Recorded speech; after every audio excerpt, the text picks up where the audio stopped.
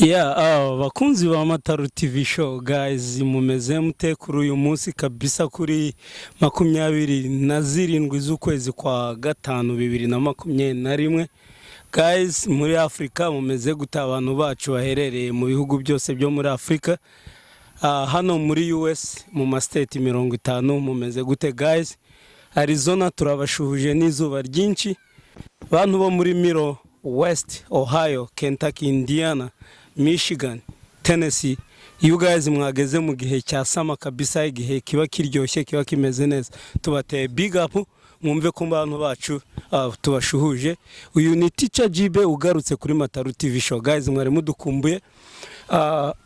Turabizi cyane ko mwari mudukumbuye cyane, twari tumaze iminsi mikeya dusa duhuze cyangwa se dufite ibindi bintu byari bituboshye, ariko twagarutse. Uyu munsi rero tugiye kuvuga iki? Uyu munsi tugiye kuvuga ku kintu kijyaniranye no kutiteza imbere kw'Abanyafrika. Kutiteza imbere kw'Abanyafrika tugiye kuvuga bimeze gute, biteye gute. Turaza kuvugamwo ingingo 8 ziba arizo nyamukuru zituma Abanyafrika tudatera imbere, zituma Abanyafrika tuzahora turi inyuma, bituma Abanyafrika tuzarangiriza mu kurya no kuryama no kwambara. Ibyo gusa ntituzarenga aho ngaho, ntituzagira irindi terambere ryisumbuye aho ngaho. Ntago turi bubatindire rero, hamwe na Teacher Jebi ngiye gutangira mbabwire ingingo, impamvu ya mbere nyamukuru ituma Abanyafrika tudashobora kuzatera imbere. Impamvu nyamukuru iruta izindi nicyo bita ishyari, cyangwa se ishyari rikubiyemo agapingane. Uzajya kubona umuntu mwicare mutangire imishinga, muyiganire, muyivugeho, muyinonosore, nimurangiza mutangire mubona kabisa muhuje n'ubusanzwe mwari musanzwe muhuje neza cyane. Mutangire ibikorwa yewe mubona ko kabisa mutangirana ingufu cyane, ubone mutangirane nyine gushyira hamwe cyane. Nibijya kugera hahandi mwamaze gufatisha, mubona ko ibyo muri gukora abantu batangiye kubikunda, haze mu kidobyo. Iyo kidobyo bivuye herero, ntago bivuye kuri wa muntu, ntago bivuye kuri wowe watangiye gucika intege cyangwa ushatse kuva muri bya bintu. Byaturutse kundi muntu ku ruhande waje kukongorera cyangwa waje kongorera umuntu. Byaturutse ku zindi mbaraga zindi za gisenya, za zindi zo kudobya, zaje kumuca intege umuntu akagwa. Iyo ni impamvu ya mbere. Tuzatugira undi mwanya wo kuzajya tugenda impamvu imwe ku yindi. Impamvu ya kabiri ikomeye ni iyi: kutigirira icyizere. Ati gute? Nukuvuga ngo uramutse koko wari usanzwe uri umuntu uzi ibyo ugiye gukora, wagiye mu bintu warabyize neza, wagiye mu bintu uzi imbaraga usabwa gushyiramo ubwenge, warabiteguye neza, ugiye mu bintu koko wemeranyije n'umutima nama, nta wakaza ngo agushuke, nta wakaza ngo akuvugire mu gutwi ngo akumvishe ko atangira akwereke factor cyangwa akwereke reason zuko ibyo wagiyemo wibeshye bizakuvuna. Uwo muri gufatanya azakubera igisitaza, uwo muri gufatanya azajya kugora, uwo muri gufatanya atari umuntu mwiza. No, business itandukanye n'amarangamutima yacu ya buri munsi. Business itandukanye na bya bindi duhoramo mu rugo, amagambo, urwango, ibiki. Iyo ni impamvu ya kabiri. Ndaje mbakubita impamvu ya gatatu. Impamvu ya gatatu ikomeye ni ukutamenya icyo gukora, icyo bita choice. Nimvuga choice niki, ukamenya ngo ese ibyo ngiye gukora narabiteguye neza, ibyo ngiye gukora ese abo ngiye kubiha bazabikunda, ese aho ngiye kubikorera ningira aba competitors nzaba successful, ese nimpura n'ama challenges ntacyo azankomaho, ntabwo azampungabanya. Ama challenges azaza asange ndi strong. So noneho ukavuga uti okay, ibyo mpisemo mbihisemo, wherever market izaba imeze, wherever environment izaba iteye, wherever challenges nzahura nabyo, guys, ibi bintu I will be sustainable, nzaba strong, nzaba more compact, nzaba koko nshikamye, nzaba ndi umuntu koko uri dynamic kandi uri determined, nzaba nari determined. Impamvu ya kane ikomeye ni ikintu cyitwa agapingane. Gupingana rero bimeze gute? Ni ukuvuga ngo uratangiye, dukoze wenda business, it's kind of an example, just n'urugero, ntimwumve ko hari bindi biraho. Mutangiye wenda business, tuvuge muri abantu batatu. Noneho ko muri abantu batatu dizo mutangiye business wenda tuvuge okay yo gukora academy y'umupira w'amaguru, mutangiye gutoza abana batoya bari mu myaka 10, hagati wenda 10 y'imyaka 10 na 14 wenda. Ko muri batatu burya harimo umwe ushoboye gukora icyo bita recruiting, ushoboye kurecruiting, ufite akarimi keza, ushoboye gusobanura akamaro ko gukina umupira, usoboye kudiriringa n'ababyeyi ukuntu abana babo nibakina umupira bazatera imbere. Nuko muri batatu hari hundi ufite izo skills zo kuzajya yokipa abo bana, akabakocha, akabaha skills, akabaha physical, akabaha moral, akabaha ethics, akabatoza kinyabupfura no kubaha.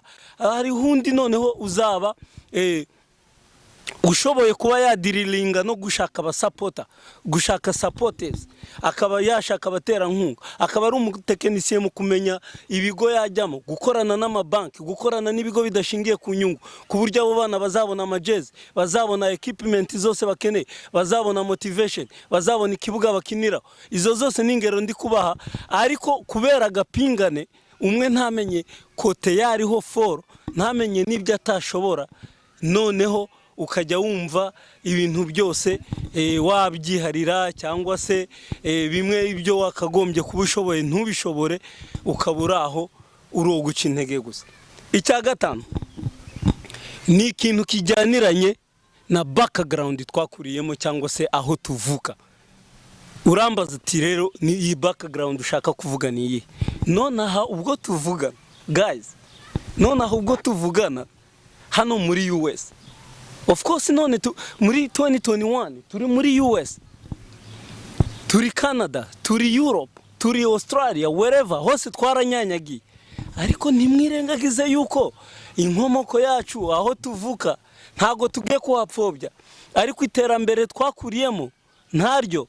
Nukuvuga ngo uburyo twakuze ntago twakuze tuzi ikintu cyitwa gukorera hamwe. Ntago twakuze tuzi yuko uretse kurya no kuryama hari ikindi twakora. Twakuze bamwe tutaza amashuri, twakuze bamwe twiragirira inka gusa. Ba data ntago bagiye ku ishuri, abize ni bake. Iyo ni impamvu yindi ya gatanu igitugonga inatuma yuko kuba amahirwe twagize iyo kuba twarageze hano tujya gushaka aho kugira duhitemo ibizadufasha, bizatuma dutera imbere, bizatuma abana turi kubyara batera imbere, tugahitamo ibintu bipfuye. Hano twakabaye duhitamo kwiga, twakabaye duhitamo aho kugira ngo njye gukora muri warehouse nka joining igisirikare.